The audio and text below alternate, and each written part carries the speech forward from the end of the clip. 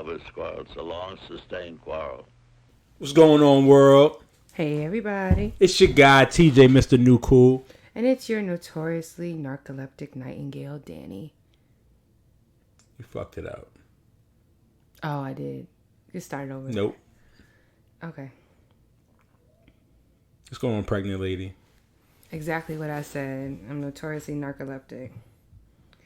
I'm here. I'm very pregnant and very over it. So, how are you? I'm good for the most part. You know, it's been like 7 weeks since we recorded last. You are so... I hate when you drag it like that. You know? You be so fucking dramatic. Welcome to a new episode of Lover's Quarrel. It's actually our first time recording in years. So, if this is your first time listening, welcome. Thank you for tuning in. If it's your second time, welcome back. If it's your third or more time, as I like to call you, you're a lover. Dani will call you family. Mm-hmm. What's going on, y'all? I'm doing well, Dani. I've been really busy. You have been. So, you know, I'll catch everybody back up and, you know, I will take blame for us not recording. Oh, will you now? I mean, listen, I'm accountable. I'm trying to, you know, I got to model the behavior that I want from my wife. So, you don't know how to be accountable, so I'm going to be accountable. Really? I'm going to show you how to do this, son. Did you see my text message earlier with the show notes? No. Oh, okay. I was just wondering about that because of what you just said. Sounds a lot like what I was gonna say later on. Anyway. Yeah. But you say I'm not accountable. You're not. For nothing, for anything. Sometimes you are, but I'm saying like you're not consistently. I'm not consistently accountable. Okay. Go ahead, go off, sis. Whoo! Is that what we're doing now? I mean, you're saying I'm not accountable. Just don't fall asleep. I'll do what I can, you know. I took a nap earlier. That's also a thing. Must be nice. Well, it's kind of out of my control at this point. Is it? Yeah. So you're like more tired than you ever been. Are you more tired than what you were with Tatum, or is it like still the same? I am more tired. Excuse me. See, it's kind of different. So Tatum, I was always tired, but I also feel like, because I was working, I was teaching 6th, 7th, and 8th grade. I was teaching social studies. I was teaching science. So I think because of it being, I was heavier. I think because I was like less healthy, more stressed out with work, and it was my first pregnancy. I think that I was arguably more tired just throughout the course of the pregnancy. Like I never got that like second trimester burst of energy. This pregnancy, I did get that, but now that I'm well into the 3rd trimester, that has come to a lot, like pretty much like a halt in a lot of ways. So, yeah, I'm now like in the 3rd trimester, I am more tired, but I'm confident I'll even be more tired after he gets here. And now we've got 2 kids and no sleep and a crying baby and all that jazz. So I know that I'm only going to be more tired for a while. And so I'm prepared for that, or trying to mentally prepare for that. Which actually kind of touches on my elevator. So, but are you tired? Are you more tired or less tired this pregnancy? I don't know, honestly. As y'all can hear, our daughter is ready. She is in the bath. Coming! Okay, and now we are back. She is bathed. She is fed and in her PJs watching her iPad until we finish. So we should have at least 20 minutes before you think she tries to interrupt again. Possibly. All right. But this is us, so. Yeah. But no, I was just saying, I was like, this kind of touches on my elevator. It's kind of what I was going to say with you were asking me the pregnancy questions. But I asked you, have you been more tired? And you were like, you've been busy with work. Yeah, I don't. So ever since I got a real job, I'll say that, right? Sorry. Ever since I got a career, I feel like being tired is not... Like, I wake up every day between 6 a.m. and 7 a.m. Yes, I know. Regardless of what time I go to bed. Yep. So, and I've always been the type that once I'm up, I'm up. Mm-hmm. I've never been able to take naps. I envy people who could take naps. My father can fall asleep like it's nothing. Yeah, you more so are like an end of the day fall asleep. You might fall asleep kind of early, or if you've had like, a glass of, a drink or something like that, you kind of like unwind a little bit. But yeah, you're not like a hardcore napper. Like I'm a napper. Yeah. But that's my business.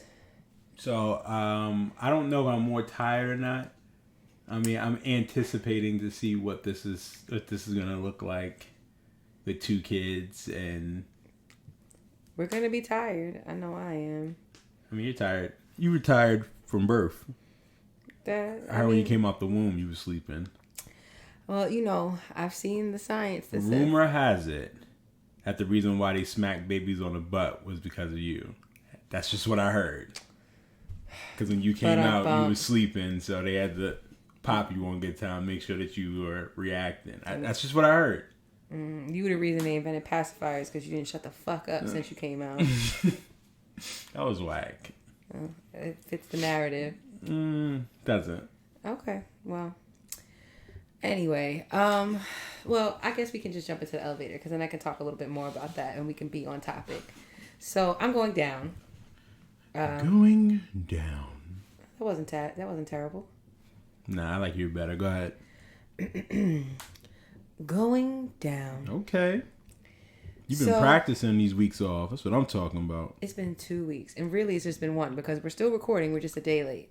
So, I just kind of like what we were talking about, y'all. Like, I am just like, I'm hitting the pregnancy wall. I am, by this week, this Wednesday, I am 33 weeks pregnant. So, I'm in the final stretch. I'm 8 months pregnant. Essentially, I'm in the 8th month now.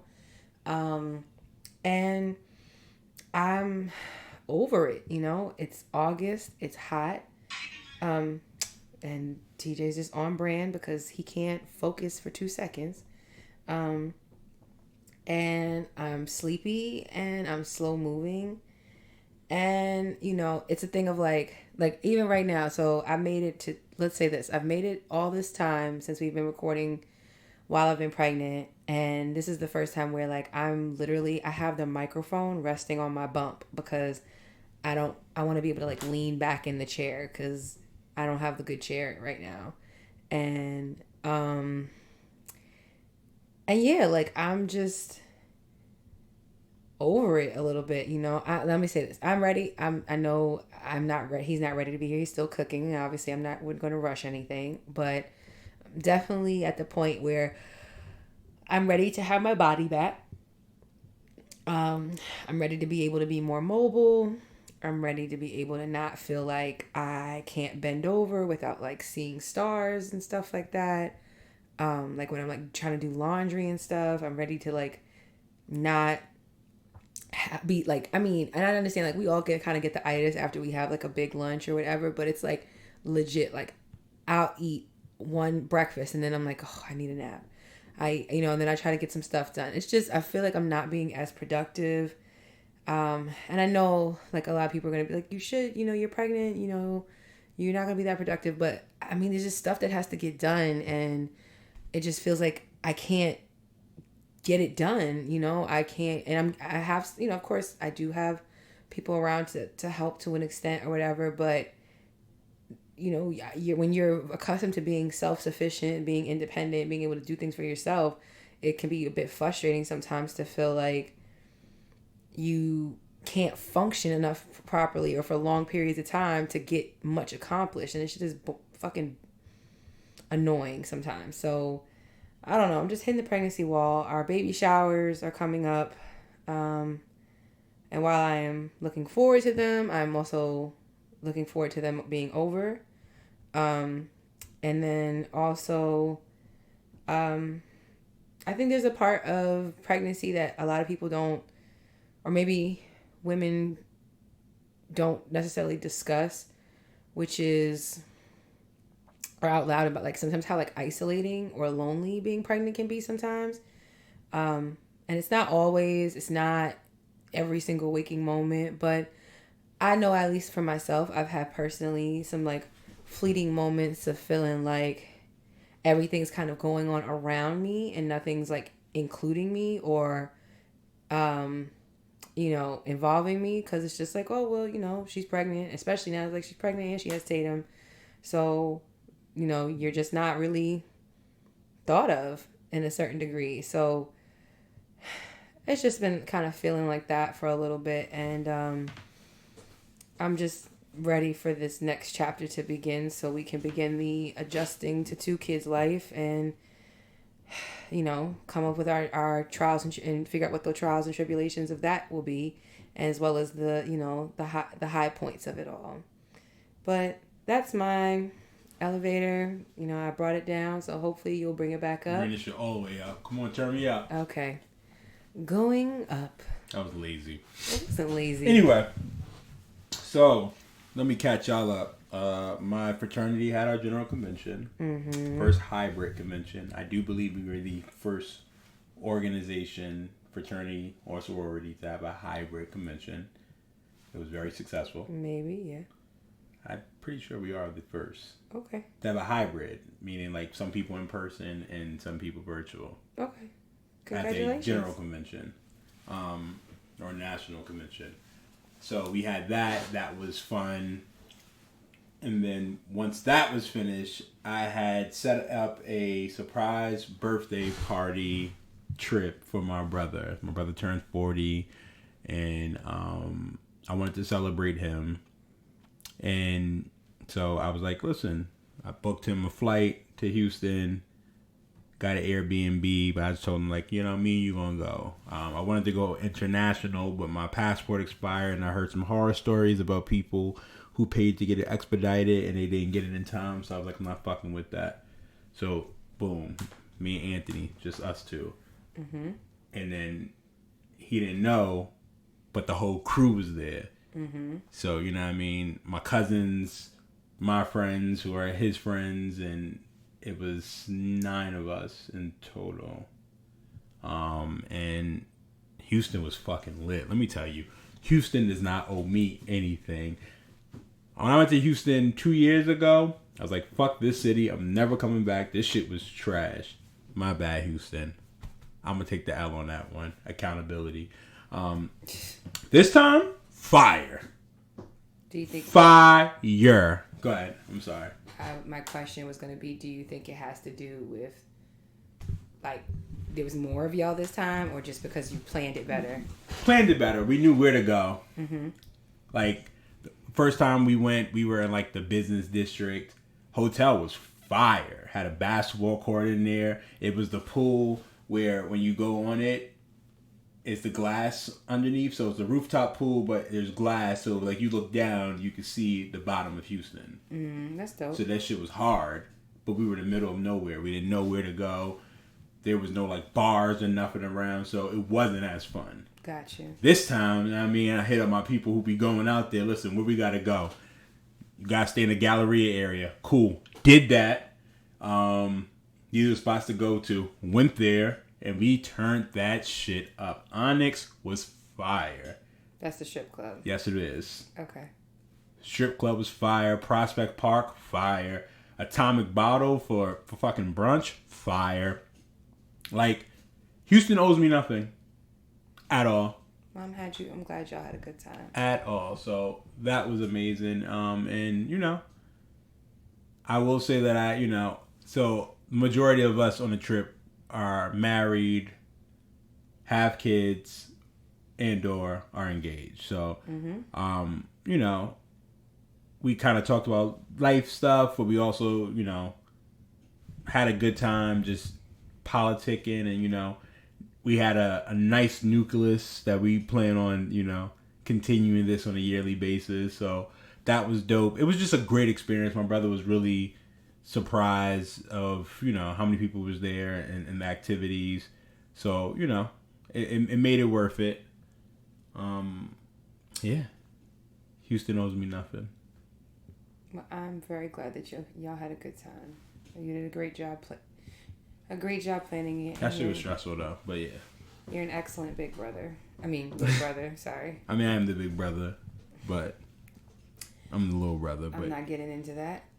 I gotta talk my shit sometimes. But no, I mean, like I said, it was a great guys trip. It was well needed. I didn't realize how hard I worked until I was off. And I was like off. I may have answered like 1 or 2 emails though. But this is the first time that I was off. I wasn't like checking stuff. I'll get to it when I get back. And, that's important. We need to, normalize taking your time. Which kind of goes into my relationship tip. Go right ahead, sir. So, utilizing your time wisely. This is in your relationships, but in life, if you have PTO, use it. Plan accordingly though, right? Be responsible. Don't just be taking trips and you have projects and stuff and you still gotta be a responsible adult, but utilize your time. When you use your time, like really use it. Enjoy that shit. And on the relationship side, it's the same thing. Use your time wisely. Dani window is like very limited. So if I can get 30 minutes of her time, then I need to use that shit wisely. Don't roll your eyes. I'm not saying it to be negative. I'm being dead ass. Like, we take for granted time. Time is one thing we can't get back. We can't reverse it. We can't, you lose that time. I think about our honeymoon and we had the presidential suite in DR and we slept. Well, I slept. Yeah, I'm about to say that was a time in my life that I was tired, but I wasted a presidential suite because I was tired. Like, I should have probably planned that better. I should have probably waited until June or July to take the trip. But, in the fashion of TJ, it was like you're supposed to take your honeymoon right then and there and you jump into it. So, I'm learning to be more patient. I'm learning to utilize my time. I'm learning to like be more strategic with things. So that's my tip, my relationship tip. Utilize your time wisely. I think that's fair. What do you mean by like if you can only get 30 minutes with me? Because you be tired all the time. So if I can get 30 minutes of you being up, like this is big right now to record because you be tired. Yeah. And that's not me being shady. Okay. I promise. Okay, I can tell when you're being shady and when you're not. That's why when you try to act like you're not being shady. It's like when I get in my feelings about it, you're like, why are you? It's the truth, this, that, and the other. But I'm like, yeah, but there's times where you are saying it because you genuinely understand that like I am tired with good reason, but other times when you're just like it's bothersome to you. But I appreciate it. My relationship tip for this week which is why I said I was trying to see if TJ had read my show notes before he started talking this episode, was to model the behaviors you want to see. In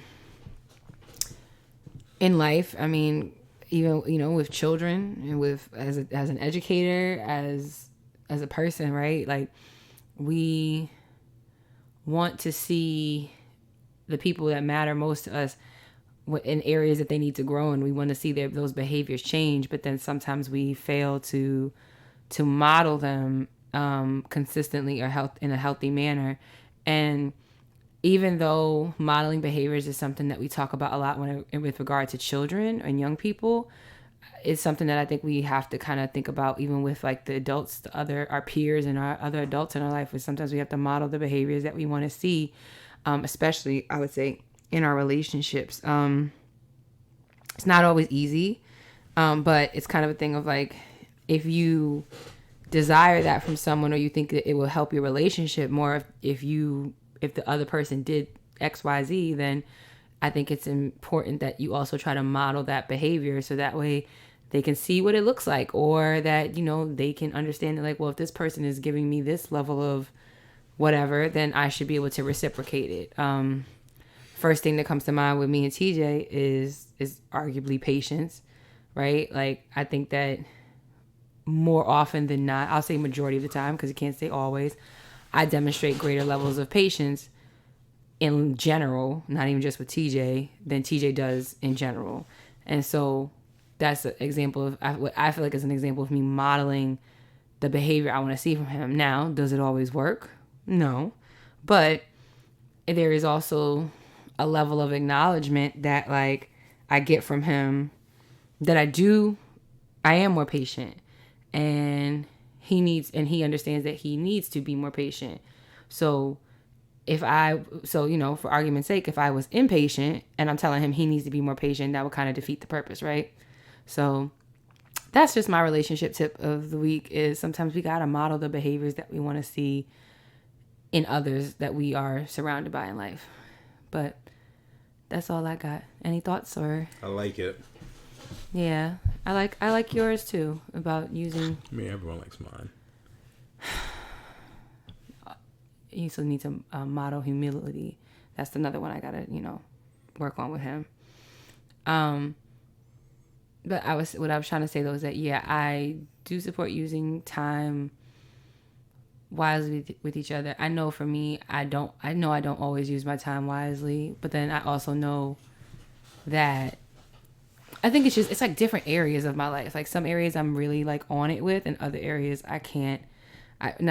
But I struggle to get it together. But I think that that's all people. There's very few people I know that are very much like timely in every area. As I've gotten older, I've appreciated time more. When I was younger, I'm like, all right, wait, 2 hours for this? That's so much time. But literally, if you're just sitting there and you blink your eyes, 30 minutes has passed. Like, time be moving so quick. So except when it's not. What you mean? I mean, it's time, like, if you're sitting there, like, just scrolling through your phone, like, 30 minutes flies in a minute. But then if you just have to, like, if you're, like, waiting for, like, an update on, like, an important thing, then it feels like 30 minutes takes, takes forever. I think it depends on the context of what's going on. Sometimes 30 minutes feels like a blink of an eye. Other times it feels like an eternity. But I do understand. But continue what you were saying. Sorry. No, you're a dream killer. I'm not a dream killer. I'm just saying it depends. But you're saying like you when you were younger, you were more like 2 hours felt like forever? Yeah, I'm just saying like I used to think that like if I had to go to the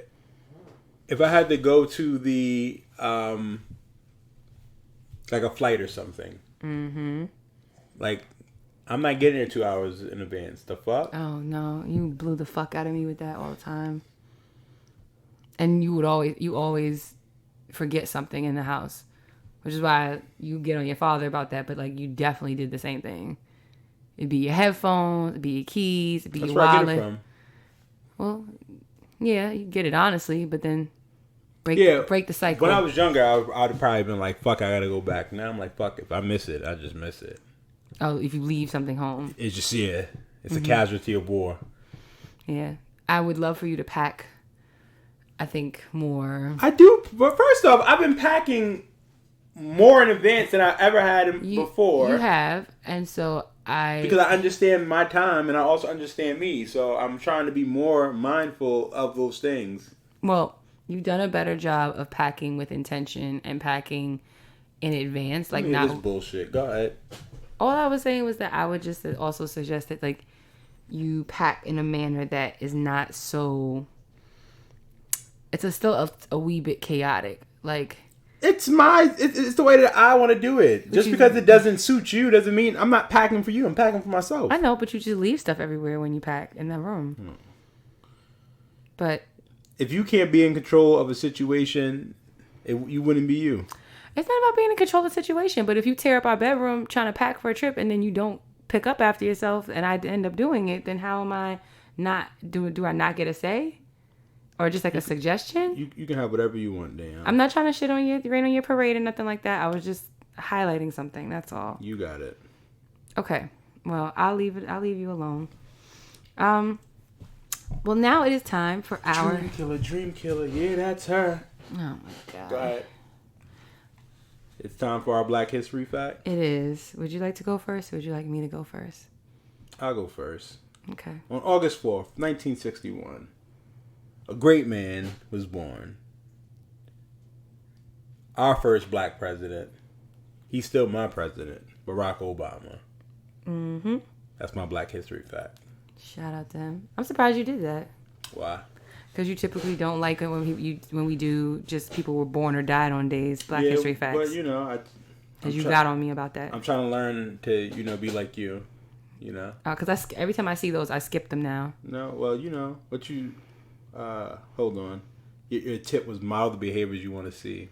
You model that behavior for me. I model a lot of behaviors for you. Whatever.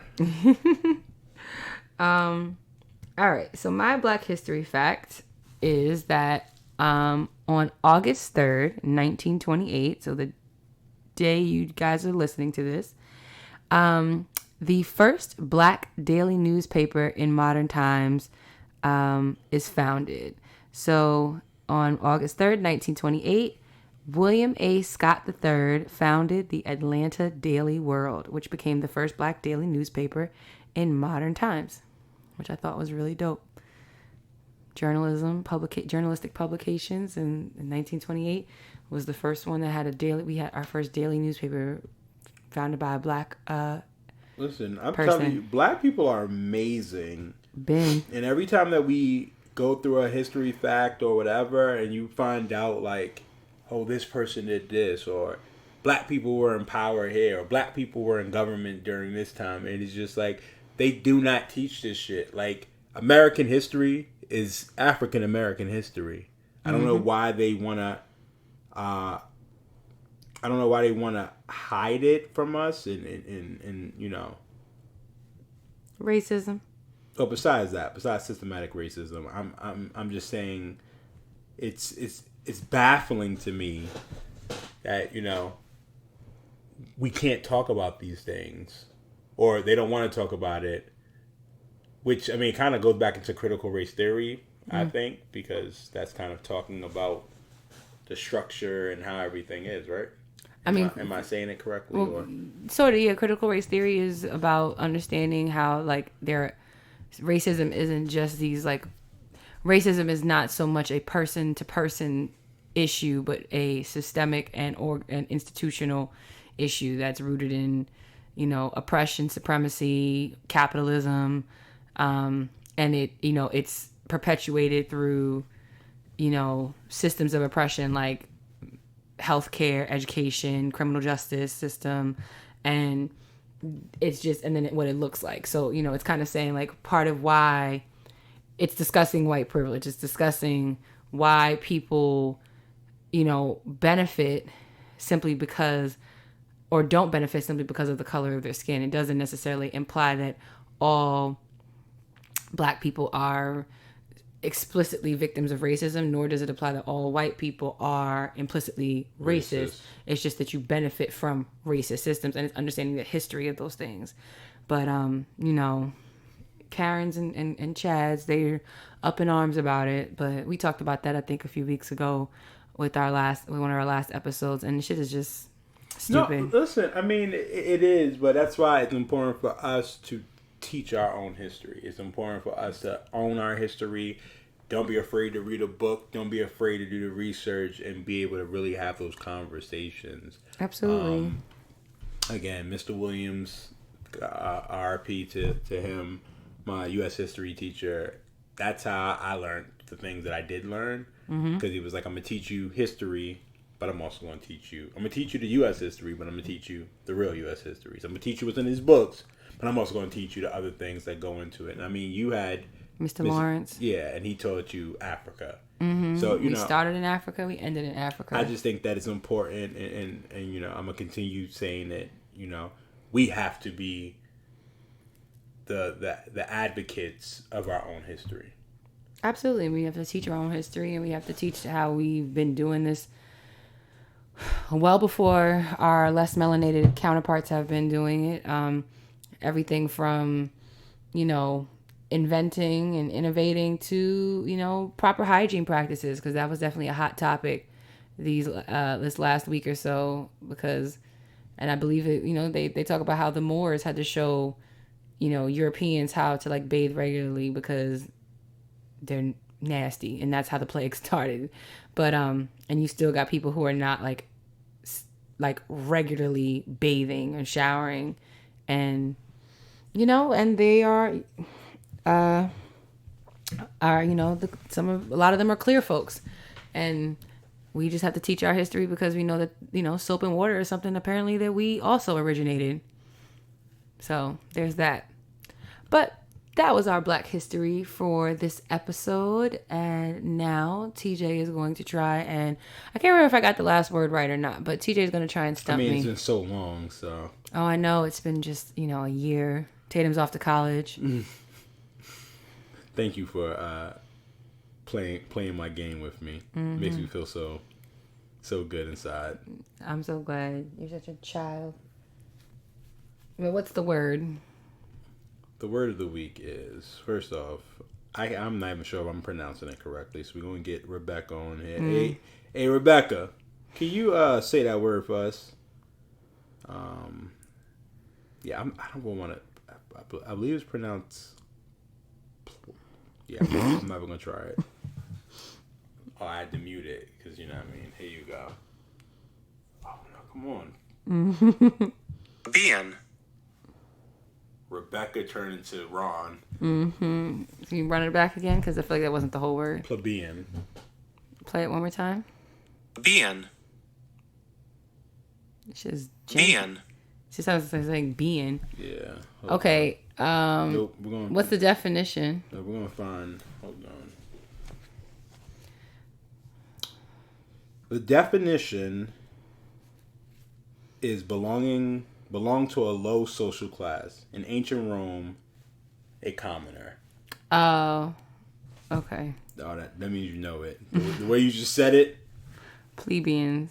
Plebeian. Plebeian. Yeah. There you go. All right, I do know this one. I couldn't tell when you were telling me earlier. Plebian. Wrong. Yes. She was so confident. Your whole world just shattered. Oh, what letter did I miss? Mr. E. Spell it for me. Plebean. Okay. The whole world. Yes. Okay. She shoots and she misses. You got me. I can't stop smiling. You were so confident on that one. I was. But I'm cool with that. Way to stay confident, kid. Mm-hmm.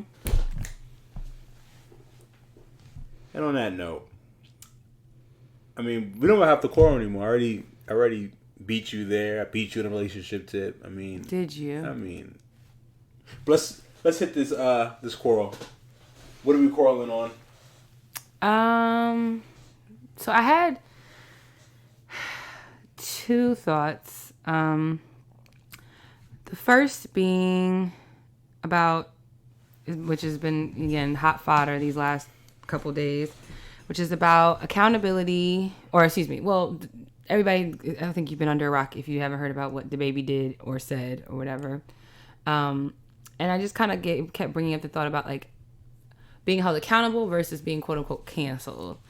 And then there's another concept of talking about kind of like personal responsibility when it comes to things like COVID. But because you and I had conversations about both in the recent days. But we can start with the baby.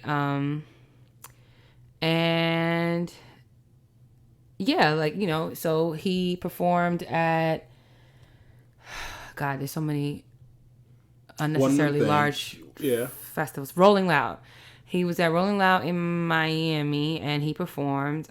During his performance, he made a statement, essentially saying, like, put your phones in the air. During his statement, one of the things he said was, like, put your phones in the air if you don't have HIV, AIDS, or any one of them STDs that'll kill you in 2 to 3 weeks.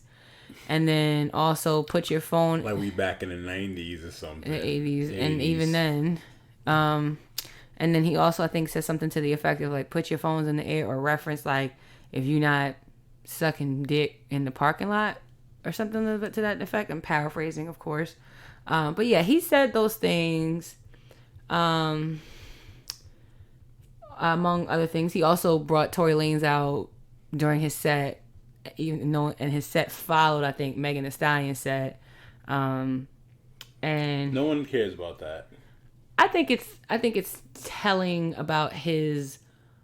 I think those things I think his actions and his words are telling, and his response are telling of like his character. So that's why I brought that up. Yeah, but I mean, and if you're gonna bring he, up the Megan Thee Stallion thing, she previously stated she didn't care who he worked with, but now it's a problem because of their legal whatever. At the end of the day, she said she didn't care who the baby worked with.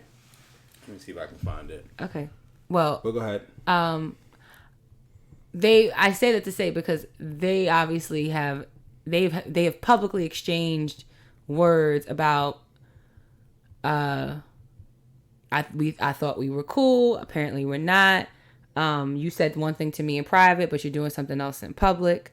So ultimately too, I feel as though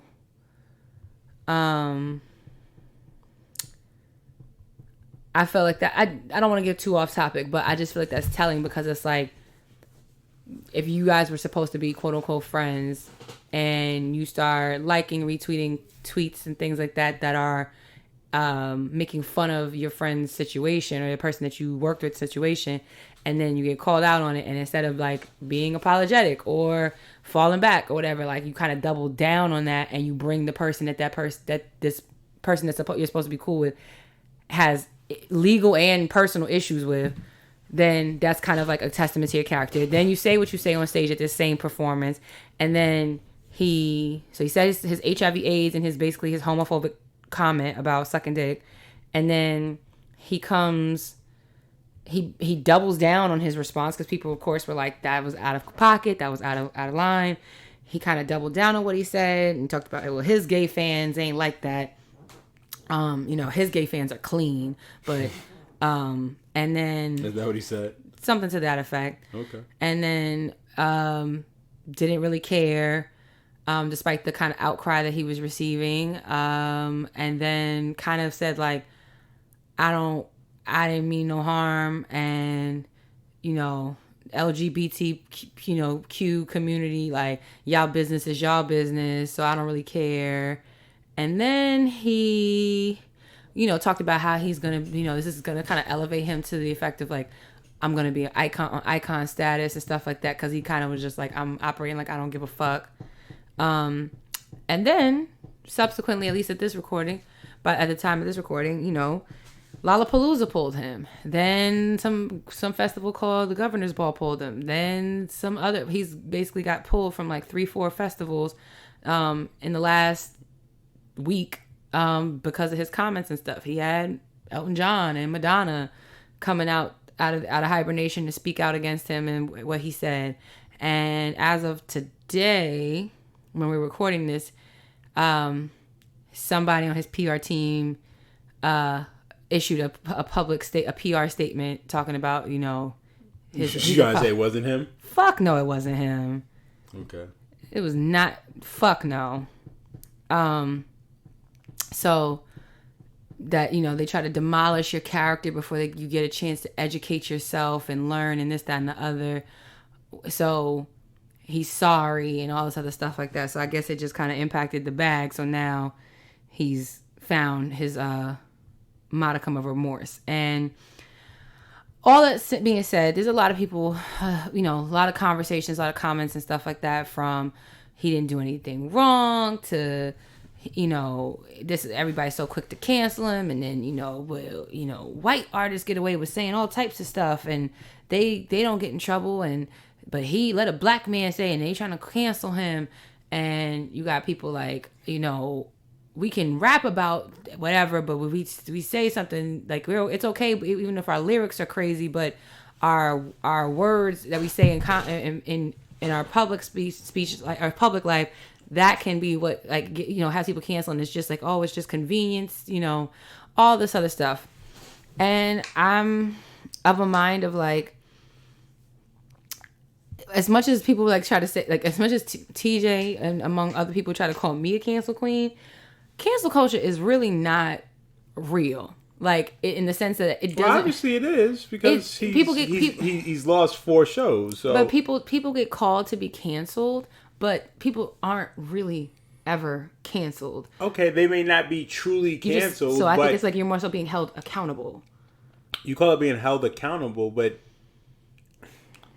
so I mean, you kind of touched on it. So academics said like, hold on, because I'd rather do like what he said as opposed to paraphrasing. Yeah. Okay.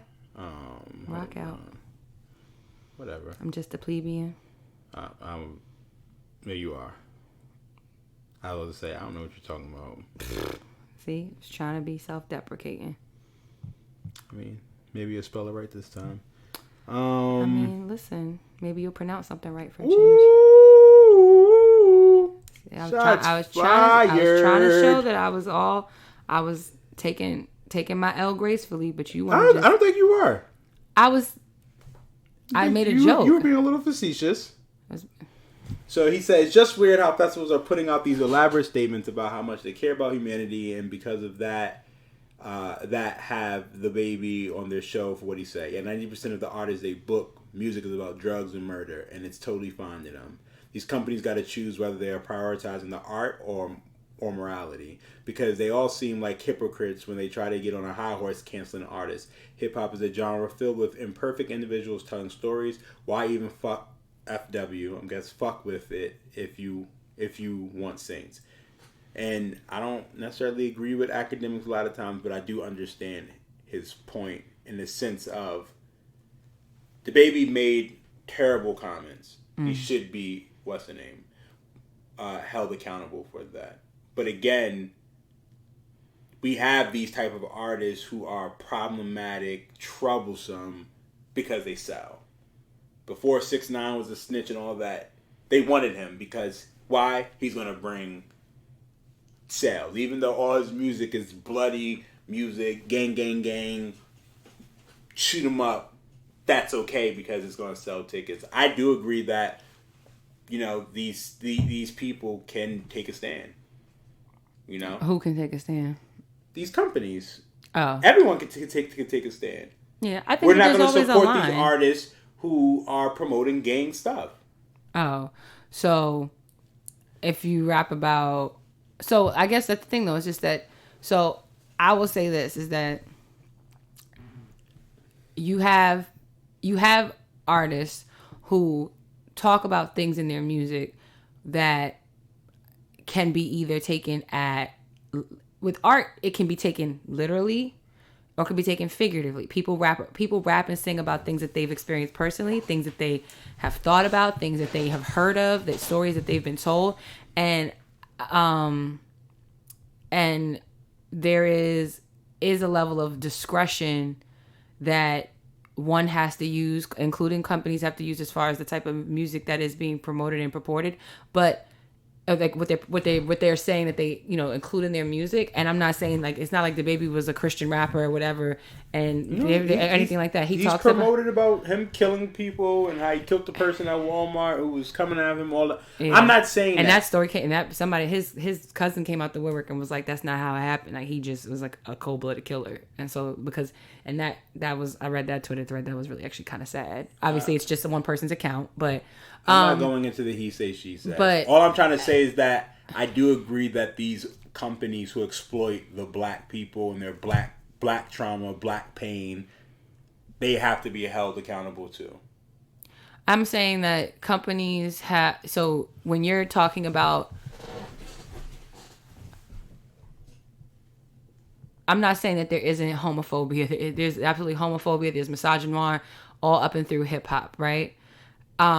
But there is an asterisk of sorts that sometimes is placed on that, which is like, just because I rap or I sing about it doesn't necessarily mean that I subscribe to that lifestyle because it's art, right? And art is subjective. But when you just stand there and say it... So why can't he say that that's how he was feeling? He was being subjective. Because he that said, was his art he said himself, it was a call to action.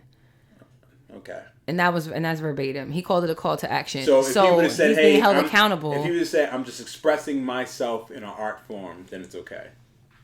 Well, he wasn't saying art form. He just took the mic and was talking. What I'm saying is that, based off of what you just stated, if he would have said, "I'm making these statements based off of how I feel in an artistic form," then it's okay. Because you said that art is subjective and all that other stuff. I think that so if he prefaced himself by saying this is all just art, and I'm saying these like racist, these homophobic and misguided statements that like it should be a pass. I'm asking you based off what you just said. No, I think that if he called it art, it's I think okay. that you're trying to. I think you're trying to like fit a square peg into a round hole with that. Like I'm it's just asking a question, and so I'm telling you no. Okay. And so Well, you didn't tell me no. You started going into like semantics and stuff like that. So that's what I'm asking. So no, I don't, because I think that because we also know, like, let's go over what actually happened, which is he said what he said and he meant what he said until you're not hearing anything from me. Everything that happens to him. And that's the thing, is like he's being held accountable, but some people are trying to say like, oh, you're trying to cancel him and this, that, and the other. Well, it's just like, no, he's being held accountable. People are saying that. I mean, again, we live in a world of social media, and it's about clickbait, and everybody wants to be the first, and everybody want to have an opinion, and everyone has an opinion. So you can't listen to that. You know, my father says 8 out of 10 people are stupid, and I kind of agree with that. So I understand that it's the same people in the shade room comments that, you know, again, think that the government's putting tracking chips in their arms. So it's just, it's a thing of, the point I was trying to make is like, sometimes accountability looks like people stop listening to your music. Sometimes, that's what I'm saying. Like, he's not gonna be truly canceled because there are people that cape for him. There are people that don't care. There are people that agree with him. There are people that still gonna listen to his music. It's like, I'm personally at this point, I'm quite good on the baby. I don't need to. There were songs that he had that I really liked, or like features that he was on that I liked, but I'm not going to be like going out of my. And I honestly never did. Everything he's been on has been something like it was somebody else I was listening to. He happened to be on, but it's like, I personally know. Am I going out of my way to like buy his music or go to one of his shows or anything like that? No, I probably wasn't before, but I most certainly am not now, because I don't support the things that he said. And I found this entire story arc of his, from what he said to him apologizing or having his PR team send out that apology, whatever, is very like, you know, it's very contrite, and it's just like it doesn't feel sincere. And until there's, let me say this, until there's actual like actions behind that, and not just like, oh, I'm sorry because now I'm losing money. Because even if he got paid up front for some things, there's some contracts and stuff. They have a lot of contracts, honestly have, and I'm speaking, I don't know music festival contracts, but like there's a lot of things that people have are like morality clauses, which is like, if you violate the morality clause, then they have the right to like pull you and not pay you, or not pay you your balance or whatever. And, you know, and these festivals and stuff, they've got so many different acts going. Like, it's probably nothing to them to get rid of him or whatever. And it's just like, and I also find it insincere, because I understand the accountability, but I also will question and watch his actions from here on out, because it wasn't until you were financially hurt, you were financially impacted, that you felt like you had to like put something out. And it is how it is. That may be how it looks. Again, we don't know if his You think he had an awakening? I mean, anything is possible. So just because somebody was ignorant, they can't change. No, they can change, but it's also... But it's too quick for you. So no, it's not the too so quick. So should Eminem be canceled? Because like, if you look like his old lyrics, he used the F-bomb, all that. Like, he was very controversial previously. Mm-hmm. So should he be like canceled now for who he was? Not if he's changed his ways. Not if he's demonstrated that he's grown and stuff like that. I'm not saying that the baby doesn't have the everybody has the capacity to grow and learn. Okay. And I don't. If Eminem is still using like homophobic slurs in his music to this day, that's a problem. But if what I'm saying is that DaBaby is kind of like, time will tell. Right now, it doesn't look, based on like the timeline of how this whole last week has gone, it doesn't look very convincing that you're now just apologetic because you've been dropped from 4 festivals in 4 days since your comments at Rolling Loud. it looks like you're being held accountable. And of course, when people get held accountable, or when the things that matter to them, because how gay people or LGBTQ people felt didn't matter to you, how people who were allies to that community felt didn't matter to you, because you doubled down on what you said.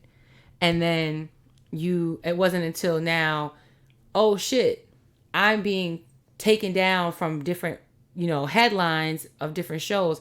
Now I need to come out and say something that is like, I'm working on it, I'm learning, I'm growing.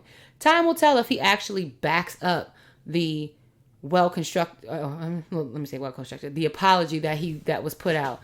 That we'll have to wait and see on. But I could say it very much looks like you only apologize because now your money is being impacted. Before that, you didn't give a fuck. And can you really be? I mean, again, everything is based off of how it looks. It's all about perception. Mm-hmm. But perception could be, he was doubling down because he's like, I can't believe people are really going crazy over this. And then something clicked in his head, or he sees that all these deals is happening and his team is like, nah, you need to speak to these people. And now he has a change of heart. Like, see, that's the issue with the whole cancel culture or the accountability culture, or as you're putting it. Like, to hold somebody accountable, if somebody doesn't know, you can't, like, this brings, like, fear-mongering. Like, people are afraid to fuck up. They're afraid to say things or react in ways because of the backlash that can happen. So what I was saying in response to that is that I understand that there is a healthy fear of, like, people saying the wrong thing and having a backlash about it. But there are times and moments where, like, organizations and or individuals have made a misstep and people have corrected them or called them out, and they've like, it's not even about what you said or did in the moment. It's about how you respond to it once you're told, hey, you were wrong, or hey, what you said was hurtful. But what I find is that it's the babies, it's the T.I.s, it's the Kevin Harts, it's the people like that who dig their heels in, and instead of just saying like, yo, I hear what you're saying, I felt either I fucked up, or this is how I feel, but I'm willing, this is how I felt when I said it, or even if you say I meant what I said when I said it, but I'm willing to listen and learn and understand a different perspective. That's where niggas get fucked up. And I'm saying niggas universally, not just black men or anything like that. What I'm saying is, like, when you have... Not just black men, what? Because the people I rattled off were black men, so I don't want it to be... I said T.I., the baby, Kevin Hart. Like, I was giving examples of people who, like, dug their heels in after they said something that was controversial. But digging your heels, we all dig our heels when we feel like taken aback by something, or we feel like the way that we view it is right.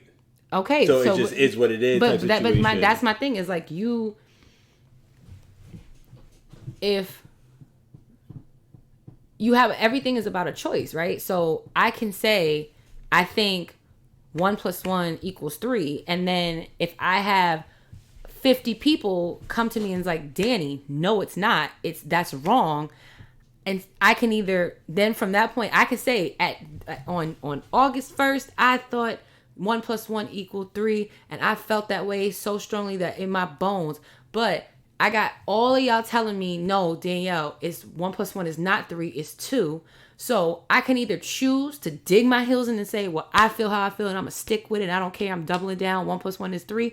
Or I can make the decision to say, I'm not. I clearly there's an outcry. There's a reaction to what I'm saying. So let me at least hear what the other side has to say to an extent. If I'm coming across wrong, or I'm coming across, especially, and that's a very surface example, but especially when you're talking about a population of people, a marginalized group of people, an oppressed group of people who they're saying like, this is offensive.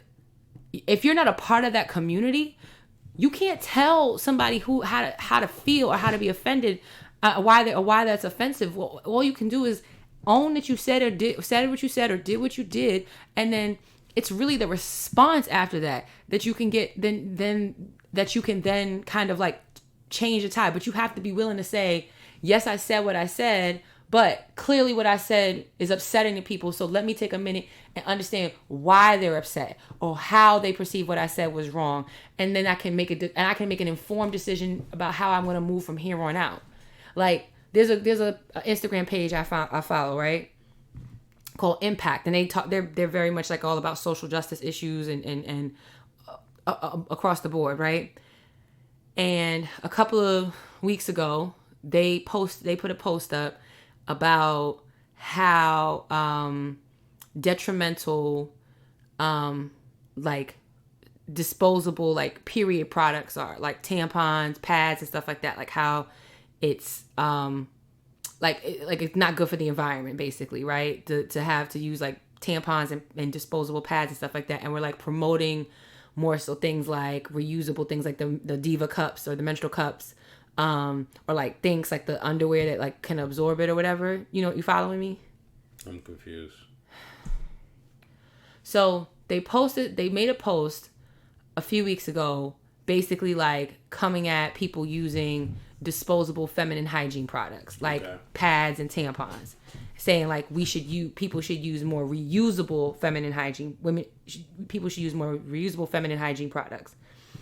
They received a bunch of feedback from people saying, yeah, that might be nice, but everybody can't afford, because sometimes things like menstrual cups and the underwear that like you get that like absorb it and you wash it, the reusable ones, those cost more money than, let's say, a single-use tampon or a single-use pad. So the thing was like, you can't just assume that everybody can afford these other things, even though they're better for the environment.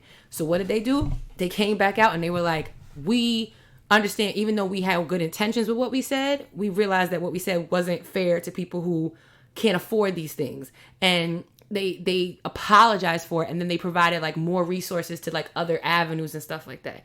And to me, I thought that was a really good example of how, even though this is an organization, it's an Instagram page, but how you can receive criticism, you can receive critique for what you said or did, even in well-intentioned situations, and you can come back and be like, we fucked up and now we're going to do better. Well, I mean, you say that, but then again, the baby came back with a statement, and you're saying the statement wasn't good enough, and you're saying it's PR team and everything else. So again, you're saying come back, but when they do come back, if it doesn't meet Danielle's standard, then it doesn't matter. No, that's not what I'm saying. Okay. If he said what he said, if that apology came out the next day before he started getting dropped from festivals, and when there was just a public outcry, and it was people telling him you were wrong, and people be on social media and stuff like that, and if he sat down and was like, where did I go wrong? What can we do to fix this? I don't want to have, even if I said what I said, I meant what I said, I'm not trying to offend people, this entire group of people or anything like that because of what I said. Where was I misinformed? So there's a window of time of where you need to like. But says who? Who says there's a window of time? Who made you the police? Who made you the time police? It's not the time police. It's like to say that TJ, if you said something wrong, if you said something wrong at work, and your staff comes to you and says, TJ, what you said was wrong. It really offended all of us. It really bothered, and you dug your heels in, and you're like, I said what I said. I don't care. I'm gonna still be great. I'm gonna still be fine. Y'all, I didn't whatever, and you kept going. You like, it is what it is. And then not until your boss threatens to fire you do you come back and apologize. What would be the perception of your staff? Does that feel less sincere or more sincere? I mean, now granted, time will tell if you follow through on that stuff, but it's a thing of like, you can't, like, if it's not until you're threatened with something that matters to you is when you finally come out and say something.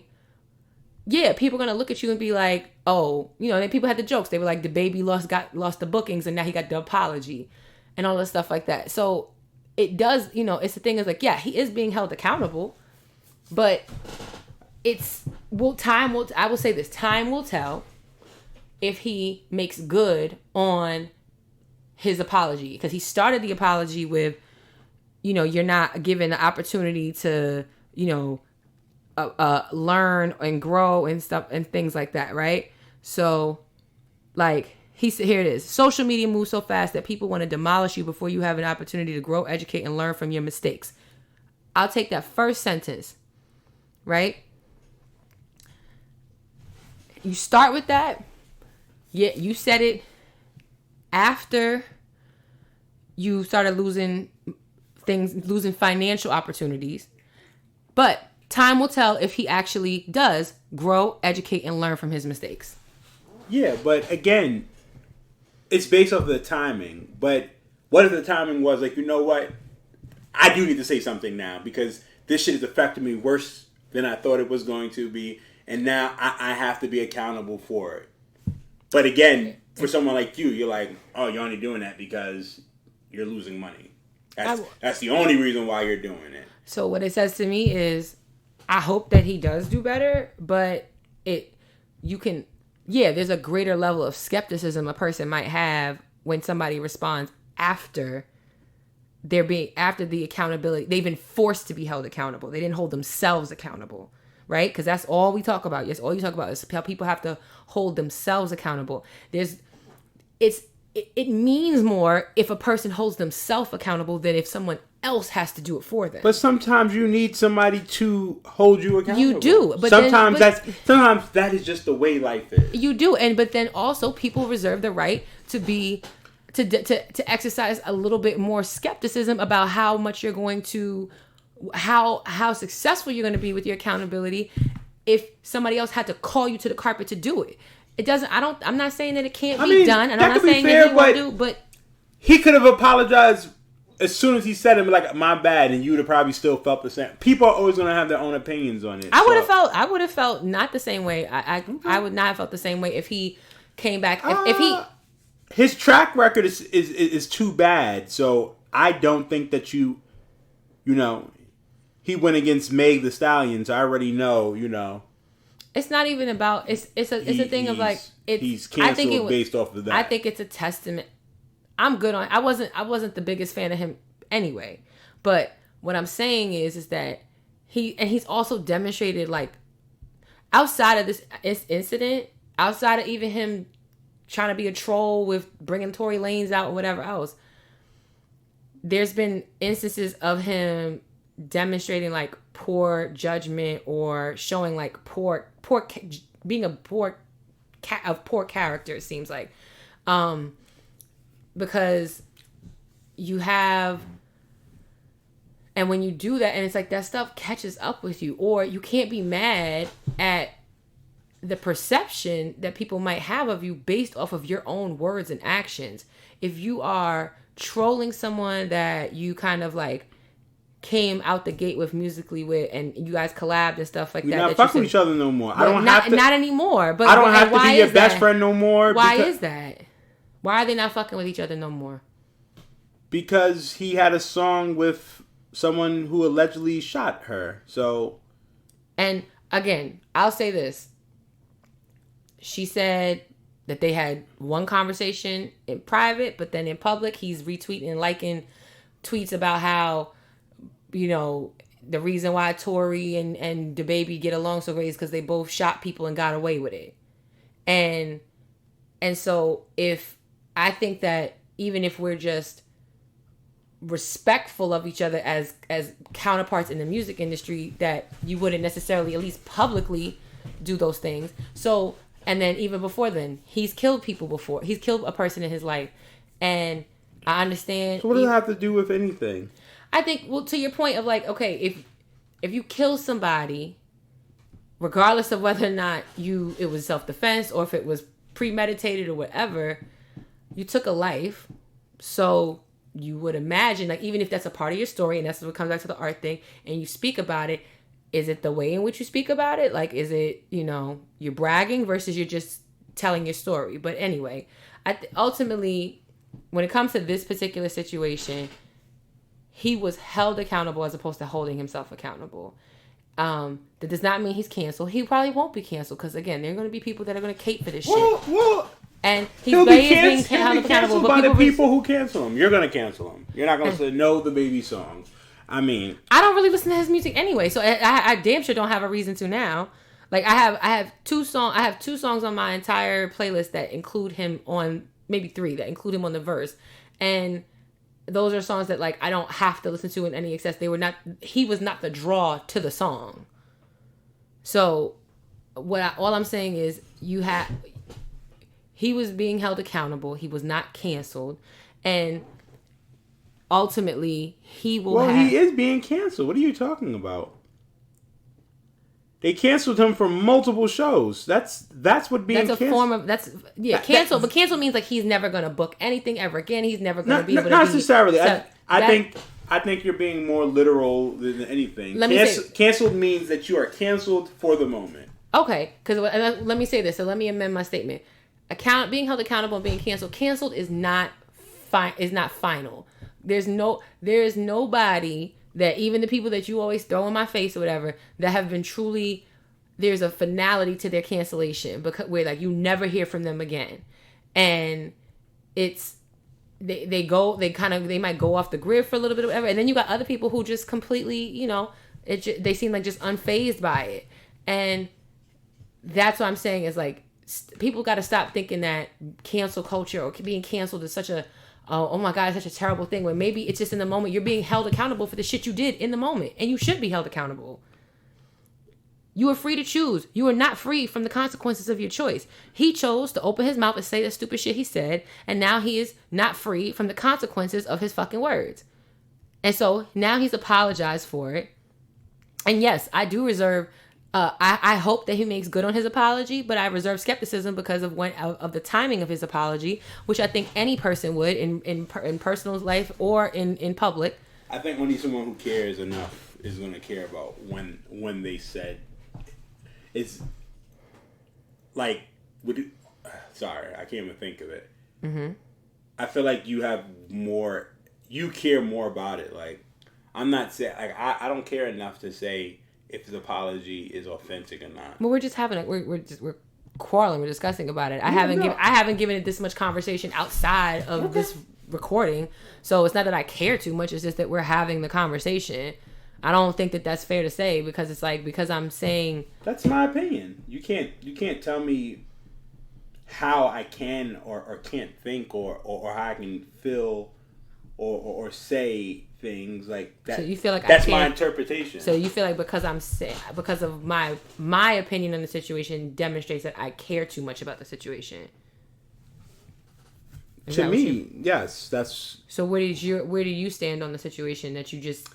I don't care enough to be honest with you. What he said was wrong. 100%. He's being held accountable for that. I don't care enough to be like, because again, how does this situation change my life? How does it affect me? It doesn't. So I don't care as much. Maybe I should care more. I can't answer that for you. I can't tell you how to feel, just like you can't tell me how to feel, but I can think that it's a bit like we're having a conversation around a particular series of events that happen in public in celebrity life, and which ties back to a common thread or common conversation that you and I have had on this podcast. But because it feels like because I'm demonstrating a level of fervor behind what I'm saying, or because I'm giving it a certain level of energy or whatever in this very like isolated situation of us recording, that now it's like, well, you just care too much about it. And I think maybe I feel a little bit triggered by that because in conversations that we've had with family and like, our, different debates and stuff like that, that has been I feel like that's been something that's kind of been hurled my way. It was like, oh, Dani, you just care too much. You're giving it too much energy. You care too much or whatever.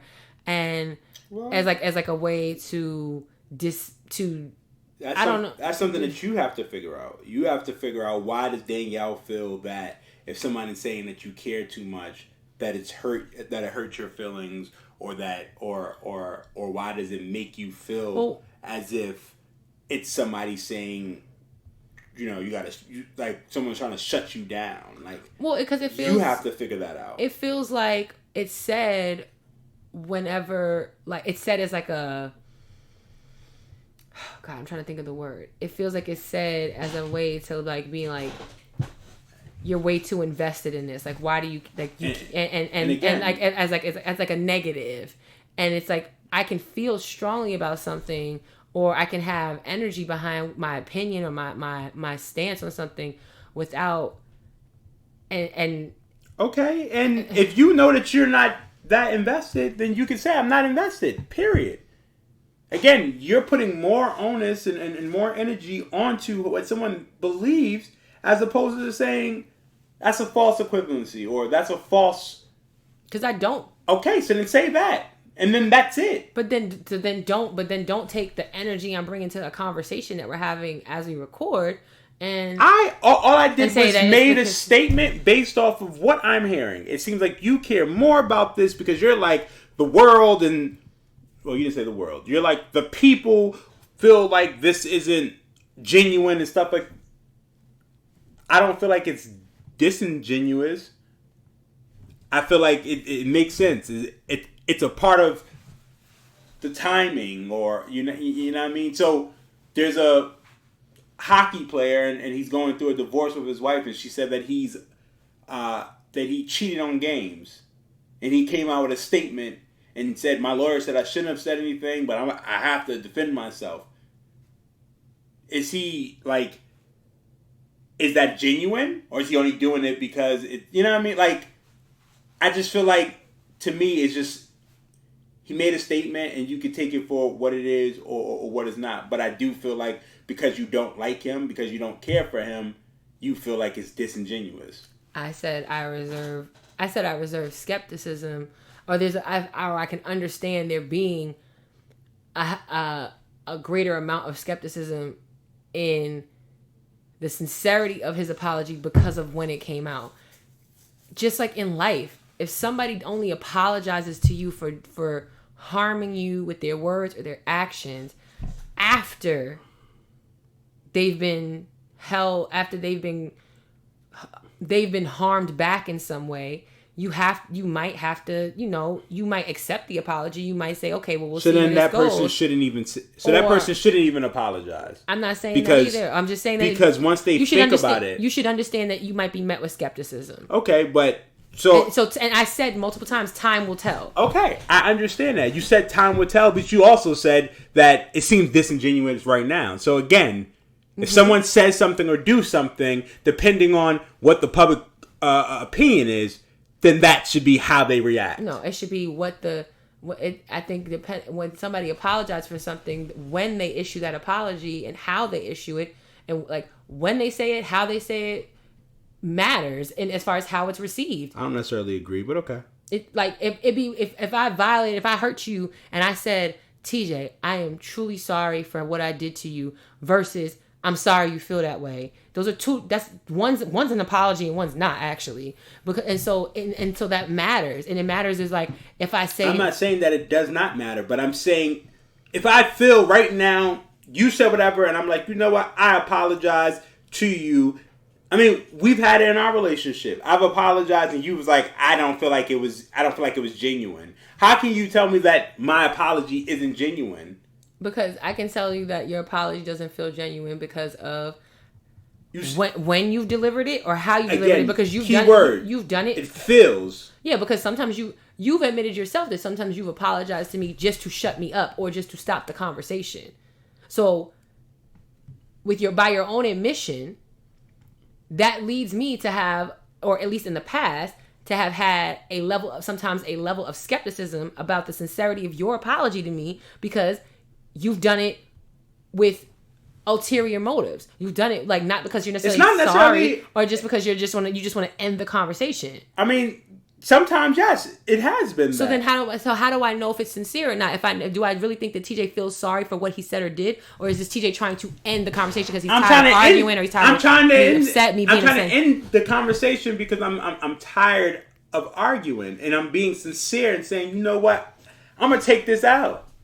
But that also does not necessarily. So for you, okay. So say to you, that. so say to you, so to you. A sincere apology can come from the root of a sincere apology can be, I'm just tired of arguing, not I am remorseful for what I said or did. I could be remorseful, but I can also still want to argue. But sometimes you just be like, you know what? I'm tired. So I'm going to... This person is asking for... You're asking for... someone to apologize, whatever. But it's similar to the situation we had where you were like, you want to feel like you're acknowledged, and just because I don't acknowledge you, or I don't think that there needs to be an acknowledgement, you feel like you're not seen or whatever. So again, you're putting your own onus, your own feelings onto the situation that may not even be true. You're adding your own layers to the story. So we don't know the baby from Adam, but you're just assuming that because after the fourth show, now an apology comes, that's the only reason why he did it. You don't know if he spoke to his mother, and his mother was like, stop being hard-headed. Or he spoke to his father. We don't know any of that. But you don't care, because at the end of the day, it's all about how it's perceived. So as long as you feel that it's perceived this way, then that's how you're going to feel. I mean, and I'm gonna say perception is reality. So if if it walks like a duck and it talks like a duck, then I'm going to make the presumption that it is a duck. Now, I'm not saying that those things. I'm not going to say. You got to make it a presumption. Because sometimes when the evidence is there, that's like Occam's razor. Sometimes the simplest answer is the most correct one. And I'm not saying that those things couldn't be true. I'm not going to sit here and deny that any of those variables could have played a part, because they very well could have been, and we're never going to be privy to them. But you can also say, like, two things can be true. You can think he could have very well had all these like personal, heartfelt, introspective conversations and reflections in the last few weeks, and come to this conclusion. And you can also say, I know he could have done all of that, and he could have also. But you can also acknowledge, like, but I know what it looks like. I know it looks like I'm only apologizing because I started losing festival dates and stuff like, and money out of my pocket. And you can acknowledge the two things existing at once. But what we can only presume the personal conversations that he had. We can see and hear with our own eyes and evidence that on this day he got bumped from Lollapalooza. On this day he got bumped from the Governor's Ball. On this day he got bumped from this, and then on this day an apology came out. So if you had to make a case for one or the other in like a court of law, one would be hold up a lot better than the other. Again, I'm saying I can say that I understand a level of skepticism I would have as far as that, but I'm also saying people can change, and sometimes you have to be held accountable by other people or outside organizations, and then for you to learn and grow and do better and educate yourself, like he said in that first sentence of his apology, and time will ultimately tell. And so I'm not washing my hands of saying like this, he's completely incapable of change, but I'm saying is like he's gonna now have to walk the walk since he's talked the talk in his apology. But yeah, and then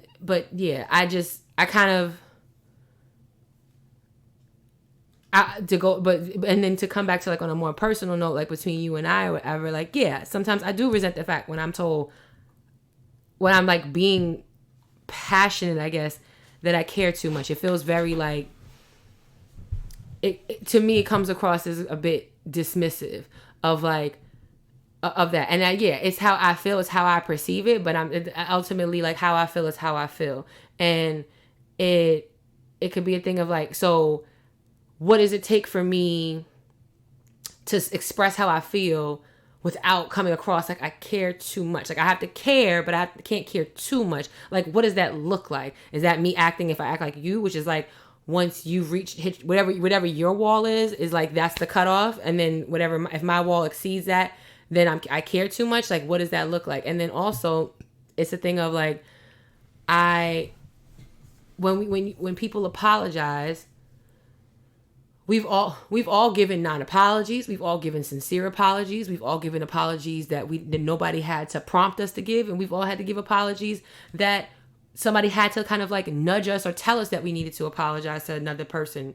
And if we've all experienced and been on that side of the apology spectrum, then you also can sometimes tell when something feels disingenuous versus when it feels genuine. I have absolutely received true, genuine, and heartfelt apologies from you, TJ.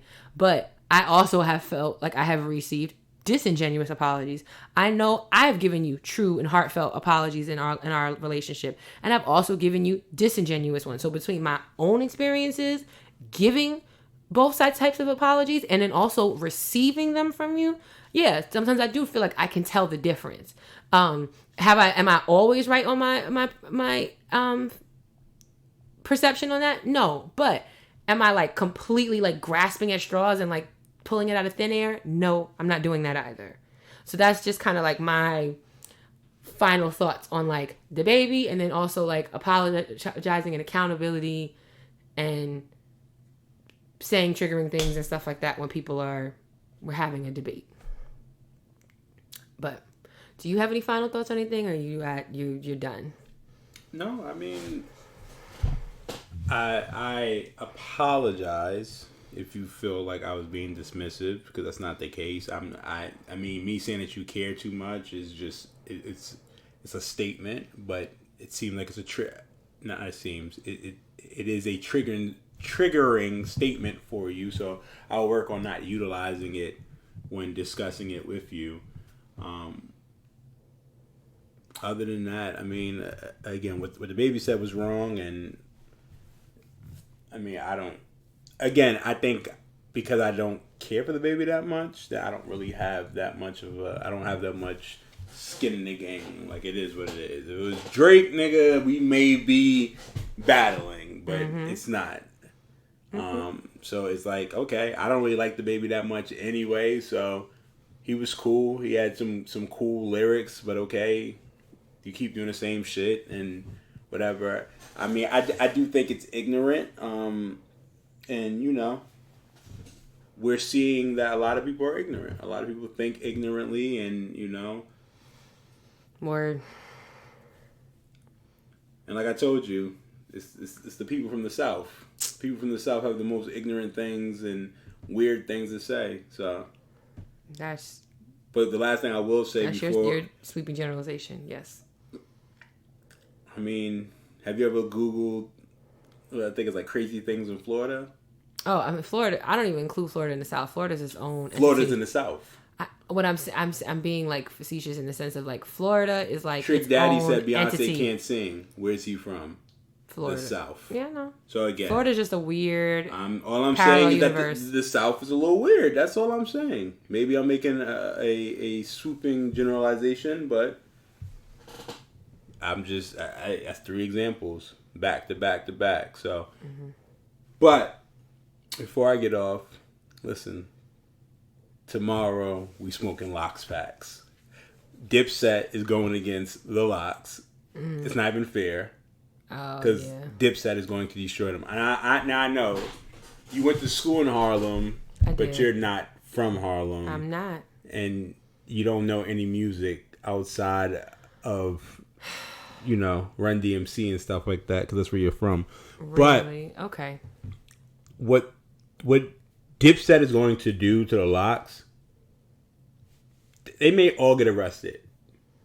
Jewel Santana may violate probation for what he's going to do to the Locks. That's all I'm going to say. I'm happy that so many people I know and love are very excited about this. I think this is going to be a great versus. I'm looking forward to it, to be a spectator to it. I don't really have any skin in the game one way or the other. I know that, you know, having gone to school in Harlem and obviously married to a Harlem nigga, so there's a lot of Dipset love in my timelines and feeds and things like that. But I'm just interested. I'm just there to enjoy myself. So in that situation, you can definitely count on me to not care that much. But I'm definitely there to be entertained because I enjoy music from both groups. So there's gonna be stuff that I recognize from both sides. So I'm gonna, I'll be the real winner at the end of the day. So that's it. But I'm excited for you. I hope you truly get your life as you rap. Because like you said, I actually remember, I don't know if I ever told that story on the show where like I ran across when I was in high school and we like were on the same block as Jim Jones, and I had no idea who they were talking about, but I know now. I mean, you're from Queens, so that makes sense. No, I'm not. It's not just because I'm from Queens. I just didn't follow Dipset heavy like that at the moment. So I know now. I've known since then. I learned, but it has nothing to do with being from Queens. But all right, folks, we'll leave you with that. And this has been another episode of Lovers Quarrel. As always, if you want to talk to us, you can follow us on Instagram at Lovers Quarrel Show, on Twitter at Lovers Quarrel 7, or email us at loversquarrelshow@gmail.com. Enjoy these episodes while they are coming at you, because the closer I get to my due date, y'all, let us know. Do you guys, this is a random thought, do you guys want us to like update you like when I like go into labor and stuff like that? I'm just curious about that, like how much we should share, if we should just like let you know like, oh, he's here. Yeah, let us know your thoughts on that one too. But as always, this has been another episode of Lovers Quarrel, and as always, I'm your girl Dani, and I'm your guy TJ, and you know that we fuss, we fight, but we love. Bye. Say bye. Bye-bye.